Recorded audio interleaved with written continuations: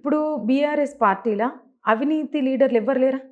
అవినీతి లీడర్లు బీఆర్ఎస్ పార్టీలనే కాదు, కాంగ్రెస్ పార్టీలు ఉన్నారు, బీజేపీ, అన్ని పార్టీలల్లో అవినీతి లీడర్లు ఉంటారు. మరి ఎందుకు కేసీఆర్ సార్ ఎందుకు మరి నువ్వు ఇంత అక్రమాలు చేస్తున్నావని ఆయనను గద్దె దించడో లేకపోతే అట్లాంటి అంటే వాళ్ళ పదవులను ఎందుకు తీసుకోలేదు మరి కేసీఆర్ సార్ అప్పుడు? ఇప్పుడు అవినీతి లీడర్లు ఇప్పుడు మా లీడర్లు పోయినరు కదా, మా లీడర్లు ఇప్పుడు కాంగ్రెస్ పార్టీలకు పోయినరు. వాళ్ళ మీద ఏ పార్టీ తీసుకున్నాడు రేవంత్ రెడ్డి? వాటిని ఎందుకు అడుగుతలేరు మీరు?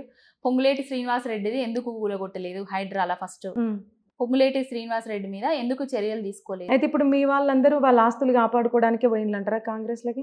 మా వాళ్ళు మీ వాళ్ళని కాదు, కొంతమంది రాజకీయాలు అంటేనే ఊసర వెల్లులు అన్నట్టుగా కొంతమంది తయారైనరు ఈ వ్యవస్థల.